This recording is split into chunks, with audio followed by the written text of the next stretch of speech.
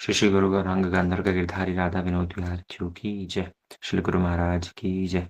परम गुरुदेव की जय। श्री प्रभुपाद की जय। प्रत्येक दिन की भांति पुनः हम सबके सब एकत्रित हुए हैं ब्रह्म मुहूर्त में भगवान नाम से अपना दिन आरंभ करके और उसके बाद भगवान की मुख निसृत वाणी श्री भगवद गीता को श्रवण करने के लिए। कल हम लोग भगवद गीता के प्रथम अध्याय के कुछ श्लोकों की चर्चा कर रहे थे, जहाँ पर भगवान ने श्री संजय ने दुर्योधन की मानसिकता को वर्णन करते हुए वहां पर सब बातें बतलाई है।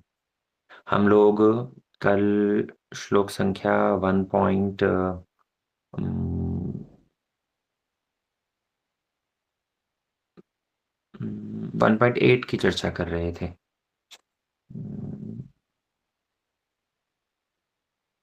अन्ये च बहवः शूरा मदर्थे त्यक्त जीविता नाना शस्त्र प्रहरण सर्वे युद्ध विशारद। इस श्लोक की चर्चा में हम लोग कल लगे थे। इससे पूर्व हम लोग डिस्कशन कर चुके थे कि किस प्रकार महाभारत कुरुक्षेत्र की युद्ध भूमि पर सैन्य निरीक्षण चल रहा है।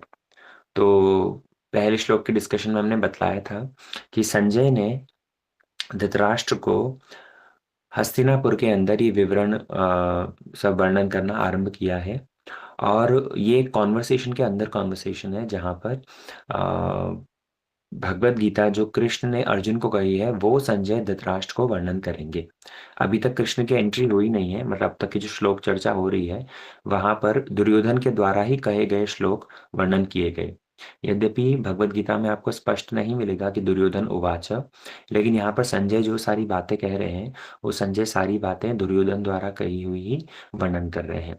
तो यहाँ पर किस प्रकार दुर्योधन ने अपनी कुटिल बुद्धि, अपनी राजनीतिक बुद्धि दिखलाते हुए पूर्व श्लोक के अंदर, 7वें श्लोक के अंदर और 8वें श्लोक के अंदर अपने ही दल की प्रशंसा करना आरंभ किया है। तो यहाँ पर बतलाया था भवान भीष्मश्च कर्णश्च कृपश्च समितिंजय अश्वत्थामा विकर्णश्च सौमदत्त स्थितैव च। हमने इसके अंदर श्रवण किया था कि कैसे उसने बड़ी बुद्धि लगा करके भीष्म पितामह का नाम बाद में लिया। भवान अर्थात श्री भगवान एड्रेस कर रहा है वो श्री द्रोणाचार्य को, तो उनका नाम पहले लिया। और उसके बाद में कर्णश्च, कर्ण का नाम क्यों लिया था इसके विषय में कल हमने चर्चा करी थी कि भले ही कर्ण वहां पर युद्ध भूमि में उपस्थित नहीं है, लेकिन तब पर भी भीम के दुर्योधन के मन में कर्ण कहीं ना कहीं बैठा हुआ है, उसके दिमाग में है कि कर्ण तो मेरी सहायता करेगा ही, है ना। कर्ण, कल हम लोग श्रवण कर रहे थे कि कर्ण को भीष्म पितामह ने बहुत ही लो रैंकिंग दी थी, इस कारण से उन्होंने युद्ध लड़ने के लिए मना कर दिया कि या तो भीष्म पितामह ही रहेंगे या फिर मैं रहूंगा। तो इस कारण से क्या हुआ था कि कर्ण, भीष्म पितामह ने बड़े कटु वचन कहे थे कर्ण को।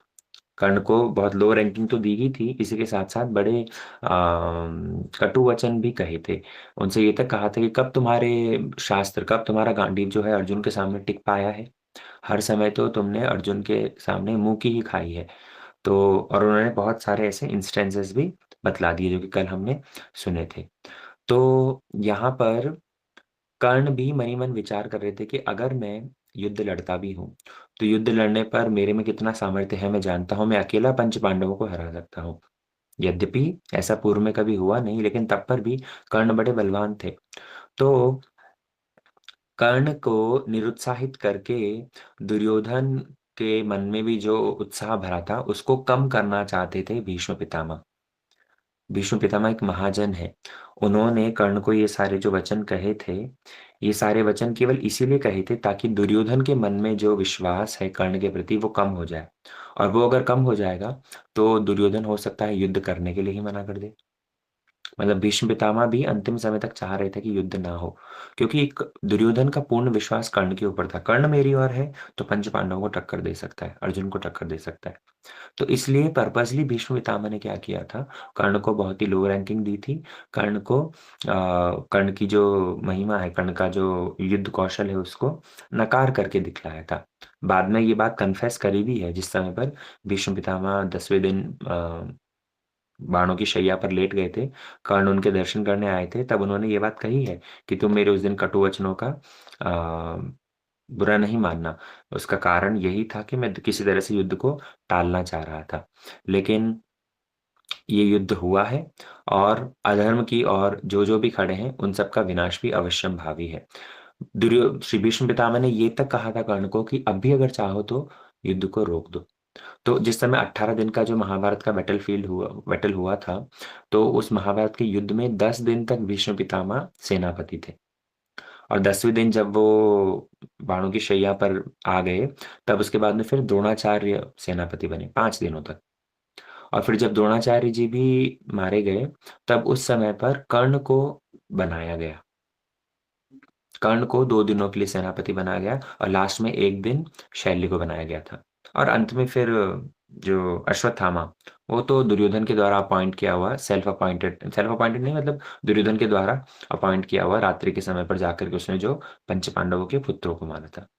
तो इस तरह से जिस समय 10वें दिन भीष्म पितामह बाणों की शैया पर आ गए थे, तब पर भी उन्होंने कर्ण को कहा था कि तुम और युद्ध को मत लड़ो, युद्ध टाल दो, तुम्हारे भरोसे पे ही अर्जुन युद्ध कर रहा है, दुर्योधन युद्ध कर रहा है। लेकिन तब पर भी कर्ण ने कहा कि मैं बैकआउट नहीं कर सकता। क्यों? क्योंकि दुर्योधन ने मेरी मदद करी है। जिस समय मैं विपत्ति में था, उस समय पर उन्हें उसने मेरे सम्मान की रक्षा करी, मुझे अंग देश का राजा बनाया और मुझे मेरी सहायता करी है। और कर्ण ने बल्कि अपने स्वप्न की बात भी भीष्म पितामह को बतलाई थी। जिस समय भगवान शांति दूत बन करके गए थे, तो भगवान ने भी कर्ण को समझाने की कोशिश करी थी। बोले देखो, तुम पंच पांडव में सबसे ज्येष्ठ हो, कुंती के सबसे बड़े पुत्र तुम हो। तो तुम यदि अधर्म का साथ दोगे, दुर्योधन का साथ दोगे, तब तो अवश्य ही मृत्यु को प्राप्त करोगे। लेकिन पंच पांडवों का साथ दोगे तो परवर्ती काल में तुम ही उन सब में से बड़े हो, तुम्हें ही राज पदवी मिलेगी, तुम ही देश के राजा भी बनोगे। इसलिए युद्ध मत लड़ो, अधर्म का साथ मत दो। लेकिन तब पर भी, क्योंकि उसका संग खराब था, दुर्योधन इत्यादि कौरवों का संग करता था, तो इस कारण से उन्होंने अ, अधर्म का साथ दिया, भगवान की बात को भी नकार दिया। बल्कि कर्ण ने ये स्वप्न भी देखा था। कर्ण अपने स्वप्न की बात बतलाते हैं कि मैंने स्वयं देखा है, रात्रि में युधिष्ठिर महाराज वो एक स्वर्ण रथ पर विराजमान है श्वेत वस्त्रों में, और बहुत सुंदर रूप में उस रथ के ऊपर बैठ करके वो ऊपर के लोकों में जा रहे हैं। और दूसरी बात मैंने ये भी देखा कि दुर्योधन वो बड़े ही काले वस्त्रों के अंदर मुंडन, उसका मस्तक मुंडन हुआ पड़ा है, और वो गधे के ऊपर बैठ करके दक्षिण दिशा की ओर जा रहा है। तो ये सारे सब जो है ये हार के लक्षण है। किसी क्षत्रिय के लिए मस्तक मुंडन करवाना, एक ब्राह्मण के लिए मस्तक मुंडन करवाना बहुत अच्छा माना जाता है, लेकिन एक क्षत्रिय के यदि मस्तक मुंडन हो जाए तो वो बड़ा अपमानजनक है। और उसके ऊपर फिर काले वस्त्रों में, फिर गधे के ऊपर बैठ करके, तो ये सब के सब मृत्यु के लक्षण है। तो कर्ण ये चीज जानते थे, लेकिन जानने पर भी देखो अधर्म का साथ दिया। ये कर्ण को यदि आप ऑब्जर्व करेंगे तो बड़ा एक मिस्टिक कैरेक्टर है ना। लेकिन कर्ण का यहाँ पर बहुत एक श्रेष्ठ योद्धा के रूप में भी बड़ा शक्तिमान भी दिखाई देते हैं। लेकिन उसी के साथ साथ ही, क्योंकि भगवान की आज्ञा के, भगवान के मत के अपोजिट चल रहे हैं, इस कारण से ही पराजित हुए। तो यहाँ पर भगवान भीष्मश्च कर्णश्च कृपश्च कृपाचार्य समितिंजय, कृपाचार्य के लिए वर्णन किया कि मैं हमें जो कि समितिंजय, कभी भी पराजित नहीं होते हैं, सदा हमेशा संग्राम में विजय प्राप्त करते हैं। उसके बाद में अश्वत्थामा विकर्णश्च, अश्वत्थामा का नाम लिया गुरुपुत्र, और विकर्णश्च, विकर्ण का नाम लिया। विकर्ण का नाम क्यों लिया? यहाँ पर भी देखो दुर्योधन की जो कुटिल बुद्धि है वो पता चलती है। दुर्योधन ने अपने भाई दुशासन का नाम नहीं लिया। जो दुशासन द्रौपदी को केश पकड़ करके सभा के अंदर खींच करके लाया था, जिसने हर समय इसका साथ दिया, उस दुशासन का नाम नहीं लिया। वो भी वहां पर खड़ा था बल्कि, लेकिन विकर्ण का नाम लिया। क्यों? क्योंकि ये विकर्ण ही एकमात्र ऐसे थे जिस समय द्रौपदी के वस्त्र हरण हो रहा था, उसको सभा में लेकर आया गया था, तब इन्होंने बाधा दी थी। इन्होंने मना किया था कि नहीं नहीं, ये चीज ठीक नहीं, तुम ये मत करो। बल्कि जिस समय पर पंच पांडवों को द्यूत क्रीड़ा द्वारा हरा दिया गया था, असत द्यूत क्रीड़ा में, तब भी उन्होंने मना किया था कि युधिष्ठिर महाराज को उनका राज्य लौटा दो, क्योंकि ये द्यूत क्रीड़ा के माध्यम से दिए लिया हुआ डिसीजन वो ठीक नहीं होता। तो वो विकर्ण ने सारी ये बातें कही थी। तो अब जब वो युद्ध कर रहे हैं कौरवों की ओर से, तो दुर्योधन बड़ा शातिर है। वो सोच रहा है कि पहले तो ये इनका सॉफ्ट कॉर्नर है ही पांडवों के प्रति, कहीं ऐसा ना हो कि ये पुनः वापस युद्ध में भी ठीक से परफॉर्म ना करे। तो इसलिए उन्होंने विकर्ण का नाम लिया, ताकि उनको भी साहस मिले कि हाँ, मैं भी इनकी टीम का हिस्सा हूँ और मुझे ठीक से लड़ना है। तो हर जगह आप यदि देखेंगे, ये दुर्योधन की कुटिल बुद्धि परिलक्षित होती है। धर्म क्षेत्र पर रहने पर भी इसका कोई प्रभाव दुर्योधन के ऊपर नहीं पड़ रहा। और यही बात संजय धृतराष्ट्र को वर्णन कर रहे हैं। हमने सुना था, अन्ये च बहवः शूरा मदर्थे त्यक्त जीविता, नाना शास्त्र प्रहारण सर्वे युद्ध विशारद। यहाँ पर हमने श्रवण किया था कि कैसे सरस्वती ही मानो दुर्योधन के मुख से सत्य उगलवा रही है कि मदरते त्यक्त जीविता, मेरे कारण ये। दुर्योधन के कहने का तो अर्थ ये है कि ये सब के सब मेरे लिए प्राण तक न्यौछावर करने को प्रस्तुत है, और वास्तव में या प्राण न्यौछावर कर चुके हैं। तो ये पास्ट टेंस है यहाँ पर भी पुनः। तो सरस्वती मानो यहाँ पर ये कहना चाह रही है कि ये सब के सब तो पहले से ही मर चुके हैं, अर्थात विजय जो होगी वो पंच पांडवों की भी होगी। अगले श्लोक के अंदर, 10वें श्लोक के अंदर बतलाया, अपर्याप्तम तदस्माकं बलम भीष्माभिरक्षितम, पर्याप्तम पर्याप्तम त्वदीय तेषां बलम भीमाभिरक्षितम। इसकी भी व्याख्या कल हमने सुनी थी कि कैसे पर्याप्तम और अपर्याप्तम ये दोनों वर्ड्स को आ, बलदेव विद्याभूषण प्रभु ने एक तरह से समझाया, चक्रवर्ती ठाकुर ने एक तरह से समझाया। यहाँ पर अपर्याप्तम अर्थात जिसको मापा नहीं जा सकता। दुर्योधन तो ये कह रहा है कि भीष्म पितामह द्वारा हमारी सेना रक्षित है। इस भीष्मा भी रक्षितम, भीष्म पितामह द्वारा रक्षित है, इसलिए हमारा बल तो अपर्याप्त है। अपर्याप्त मतलब सीमा विशिष्ट नहीं, असीम है, इसको मापा ही नहीं जा सकता। लेकिन भीम के द्वारा रक्षित ये जो पंच पांडवों की सेना है, उसका बल कैसा है? पर्याप्तम है, वो सीमित है। लेकिन चक्रवर्ती ठाकुर इसको कहते हैं कि अपर्याप्त मतलब कि भीष्म पितामह के द्वारा रक्षा करने पर भी पंच पांडवों का बल, दुर्योधन की सेना का जो बल है वो अपर्याप्त है, वो सफिशिएंट नहीं है। और इसी को उन्होंने अन्य श्लोक में वर्णन कर दिया। 11वें श्लोक के अंदर दुर्योधन ने स्पष्ट कर दिया, अन्य अन्येषु च सर्वेषु यथा भागम वस्थितः भीष्म वेवाभिरक्षन्तु भवंत सर्व एव ही। कि ये भीष्म के द्वारा ये अन्य अन्य सेना के जो लोग हैं, तो उनको भी दुर्योधन उत्साह देते हुए कह रहा है कि आप सब भी अपनी अपनी जगह पर खड़े रह करके भीष्म पितामह की रक्षा करना। क्यों? क्योंकि भीष्म पितामह बूढ़े हो गए हैं। भीष्म पितामह यद्यपि वो अच्छे योद्धा हैं, लेकिन अगर युद्ध करते करते उनकी दृष्टि कहीं और चली गई और किसी अन्य योद्धा ने किसी और दिशा से उनके ऊपर प्रहार करके या उनको घेर करके उनको नुकसान पहुंचाने की कोशिश करी, तो आप सब लोग उनकी मदद करना। इसलिए कहा, अन्येषु च सर्वेषु, आप सब लोग भी अपने अपने स्थान पर ठीक ठीक रूप में मोर्चा संभालना। तस्य संजन्य हर्षं कुरु वृद्ध पितामह, सिंहनादं विदन्योच्छो शंख दद्मो प्रतापवान। अभी इस श्लोक के अंदर भीष्म पितामह, अब तक तो भीष्म पितामह सारी बातें सुन रहे हैं, द्रोणाचार्य से सारी बातें हो रही है, अर्जुन अपने मन की जो पॉलिटिकल बातें हैं वो सबका सब वर्णन कर रहा है, और भीष्म पितामह वो तो महाजन है, वो क्या नहीं जानते कि इस कुटिल बुद्धि की क्या मन में चल रहा है। तो भीष्म पितामह बिल्कुल विरक्त हो गए। वो वही मन सोचने लगे कि इन सब राजनीतिक बातों से और इन सब फालतू बातों में क्या रखा है। तो उन्होंने क्या किया, सिंहनाद, उन्होंने अपना शंख बजाया। उन्होंने, यहाँ पर आया है कुरु वृद्ध पितामह, अर्थात कुरु वंश में जो सबसे वयोवृद्ध थे, सबसे वृद्ध श्री पितामह थे, उन्होंने क्या किया, सिंह गर्जना वाली ध्वनि करी, अर्थात अपना शंख बजाया। मतलब तुम अपनी फालतू बातें छोड़ो, अब हम युद्ध के लिए आए हैं। तो उन्होंने अपना बिगुल बजा करके शंख बजा करके सिंहनाद की भांति, जैसे एक सिंह गर्जन करता है, वैसे उन्होंने गर्जना कर दी। और क्योंकि भीष्म पितामह सेनापति है, तो सेनापति के शंख बजाना मतलब सारी सेना सावधान हो जाए, युद्ध के लिए बस तैयार हो जाए। तो जैसे भीष्म पितामह ने ये सिंहनाद किया, शंख बजाया, तो अन्य अन्य योद्धा भी क्या कर रहे हैं, अपने अपने शंखों को बजाना आरंभ कर देते हैं। तथा शङ्खश्च भैर्यश्च प्रणवानाकगोमुखः सह सेवाभयहन्त्य स शब्दस्तु तुमुलोऽभवत्। इस श्लोक के अंदर बतला रहे हैं कि कैसे अन्य अन्य योद्धाओं ने भी अपने अपने वाद्य यंत्र बजाए। बड़े बड़े ड्रम जो होते हैं वो वहां पर उपस्थित थे, तो उन सबको बजाया गया।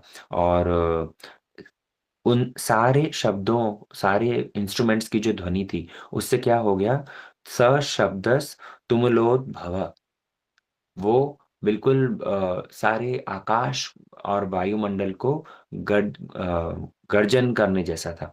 नगाड़े और जितने सारे वाद्य यंत्र वहां पर बजाए गए, तो उन सब के माध्यम से सब जगह कोलाहल हो गया। इंग्लिश में एक शब्द होता है ना, टिमल्टस, तो वो टिमल्टस यही इस संस्कृत शब्द से ही निकला है, तुमुलो भवत। तो वहां पर सारे योद्धा कौरव की ओर से अपने अपने वाद्य यंत्रों को बजाने लगे। तो अब तक तो संजय जो सारी बातें बतला रहे थे, वो दुर्योधन की साइड की, कौरवों की साइड ये बतला रहे थे। मतलब अब तक जो कैमरा का फोकस था वो था कौरवों की ओर। जैसे मूवीज में होता है ना कि कोई एक सीन दिखला रहे हैं, और एक सीन दिखलाने के बाद में अब जैसे जो क्लाइमेक्स आता है या जिस समय पर हीरो की एंट्री होती है, तो गीता में हीरो कौन है, भगवान कृष्ण। तो अब इसके नेक्स्ट श्लोक से, 14वें श्लोक से, भगवान पॉइंट 14 से भगवान की एंट्री होती है। तो जैसे भगवान की एंट्री, जैसे मूवीज में हीरो की एंट्री बहुत ही स्पेशल होती है ना, किस कहीं से पहाड़ से कूद करके कोई आएगा, या फिर बाइक पर किस तरह, जैसे जिस तरीके से भी हो, तो ऐसे ही भगवान की एंट्री जब हो रही है, बहुत सुंदर रूप में यहाँ वर्णन आया। ततः श्वेते शयरयुक्त महति स्यंदने स्थितो माधवा पांडवाश्चैव्य दिव्यो शंखो प्रदत्मतु।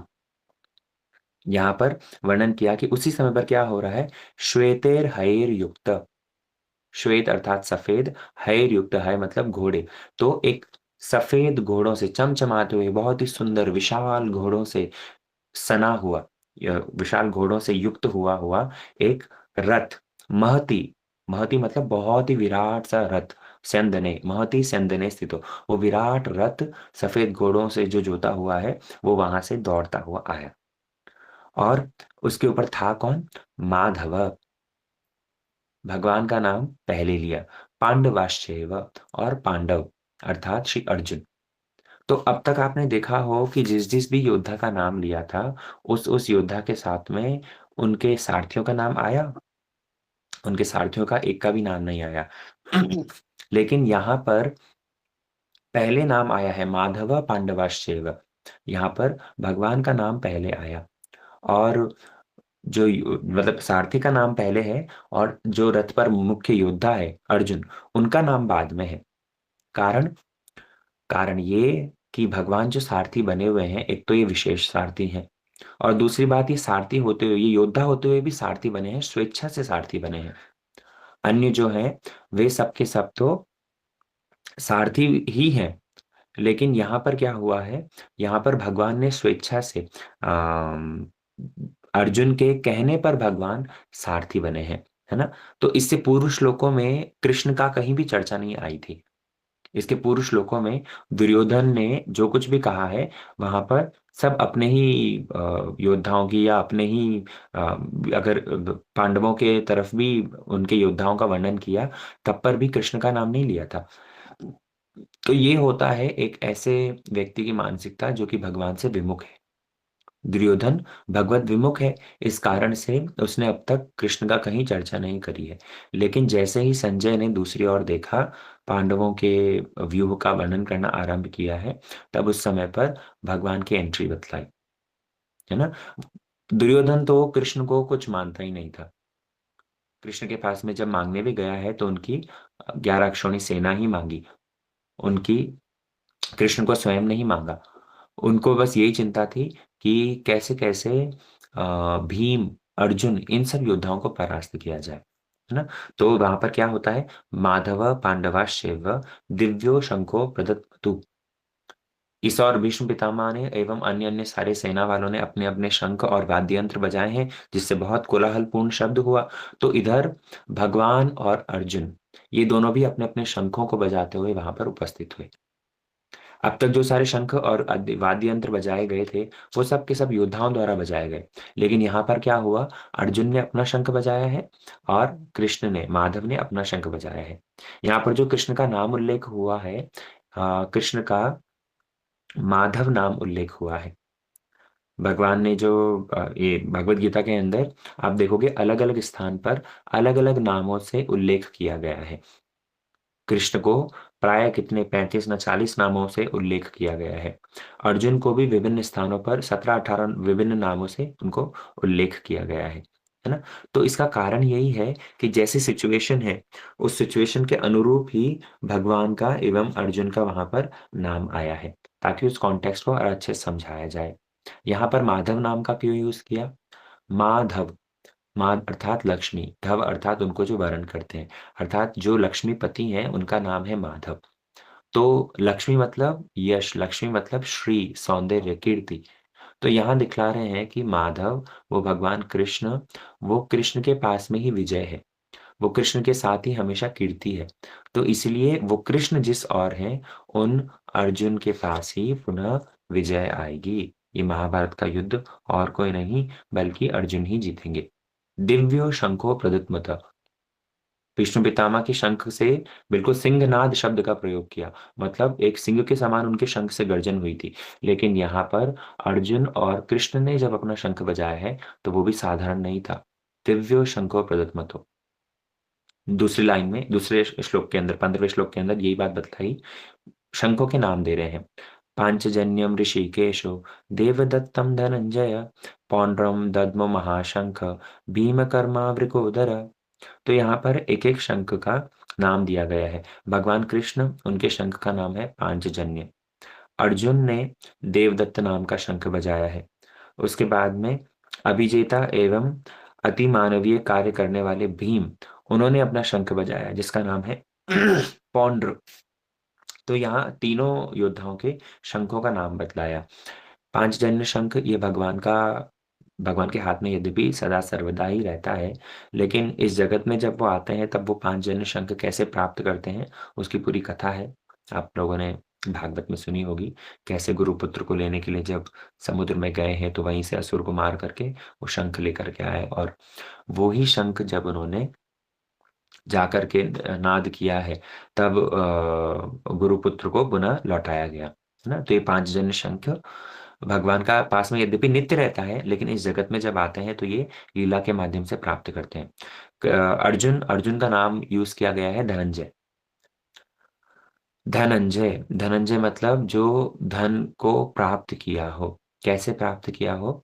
जब युधिष्ठिर महाराज ने यज्ञ करना था, तो यज्ञ करने के लिए बहुत सारे स्वर्ण संपत्ति इत्यादि चाहिए होती है। तो अर्जुन ने विभिन्न दिशाओं में जा करके बहुत स्वर्ण और धन इत्यादि अर्जन किया था, इसलिए उनका नाम धनंजय है। और दूसरा कारण ये भी है कि भगवत गीता रूपी धन जो है, वो भी अर्जुन के कारण ही हमें प्राप्त हुआ है। तो इस कारण से भी अर्जुन का नाम धनंजय व्यवहार किया गया। भीम, भीम का नाम यूज किया गया है वृकोदर। वृकोदर किस लिए? वृकोदर इसलिए क्योंकि वृक उदर, जिनके पेट में जो जठराग्नि है, वृक नाम की अग्नि है, वो बहुत ही तेज प्रज्वलित होती है। भीम बहुत ही भोजन प्रिय थे ना, तो इस कारण से उनका नाम यूज किया गया है वृकोदर। और वृकोदर, उनके शंख का नाम है पौंड्र। अब उसके आगे वाले श्लोकों में भी अन्य अन्य योद्धाओं के शंखों का वर्णन आता है। अनंत विजयम राज, कुंती पुत्रो युधिष्ठिर, नकुल सहदेवश्च, सुघोष मणिपुष्पकौ। यहाँ पर नकुल, सहदेव एवं अन्य राजाओं के सारे सारे, कुंती भोज इत्यादि जो भी सब थे, उन सब राजाओं के अपने अपने शंखों का नाम आता है। सुभद्रा के पुत्र जो अभिमन्यु थे उनका, द्रौपदी के जो अन्य अन्य 5 पुत्र थे उनके शंखों का नाम, ये सब डिटेल आप भगवत गीता में से पढ़ सकते हैं। कुछ मुख्य यहाँ पर ऐसा विशेष नहीं। एक चीज यहाँ पर ध्यान देने वाली ये है कि जो नामों का उल्लेख आया है, वो नामों का उल्लेख कैसे आया है? सबसे पहले अर्जुन का नाम लिया, है ना। भगवान का तो पहले है ही पांचजन्य, उसके बाद में अर्जुन का नाम धनंजय आया, फिर उसके बाद में भीम का नाम वृकोदर आया, उसके बाद में फिर युधिष्ठिर का नाम आया। और युधिष्ठिर के बाद में फिर नकुल और सहदेव आए। तो ये जो क्रम है, ये क्रम क्यों हुआ? क्योंकि दुर्योधन ये सब के सब बल के अनुरूप हुआ है। अर्जुन उन सब में से, यद्यपि पंच पांडव सभी ही बलवान हैं, लेकिन तब पर भी अर्जुन सर्वश्रेष्ठ गांडीवधारी, सबसे बलवान। और उसके बाद में फिर भीमसेन, जो कि सारी सेना का निरीक्षण कर रहे थे। उसके बाद में युधिष्ठिर, फिर नकुल और सहदेव। और ये सारे के सारे शब्द जो उन्होंने जब अपना अपना शंखनाद किया है, तो शंखनाद कैसा था? सघोषो धार्तराष्ट्राणाम हृदयानि विदारयत्, नभश्च पृथिवीं चैव तुमुलो अभय तुमुलो भयनुनादन। यहाँ पर वर्णन आया है कि जब भीष्म पितामह एवं उनके योद्धाओं ने जिस समय पर शंखनाद किया था, तो वो तो बड़ा भयानक था। सारे पृथ्वी को, सारे वायुमंडल को गुंजायमान कर देने वाला था। लेकिन यहाँ पर जब पंच पांडवों की ओर से शंखनाद हुआ है, तो वो शंखनाद कैसा था? हृदयानि विदारयत। ये तो कौरवों के हृदय को भी हिला देने वाला, का हृदय का कपा देने वाला था। मतलब पंच पांडवों के शंख को सुन करके भीष्म पितामह, अन्य अन्य कौरव जितने भी थे, उनका भी हृदय मानो विदीर्ण सा हो गया। वो भी ऐसी ध्वनि थी जैसे कि भय उत्पन्न करती। तो यहीं से पता चलता है कि विजय जो होगी, ये सब विजय के लक्षण है, विजय जो होगी वो पंच पांडवों की ओर होगी, है। तो यहाँ पर बतलाया गया कि कैसे पंच पांडव के शंख से दुर्योधन इत्यादि तो भयभीत हो गए, लेकिन भीष्म पितामह एवं कौरवों के शंखनाद के द्वारा भी अर्जुन एवं पंच पांडव निर्भीक थे।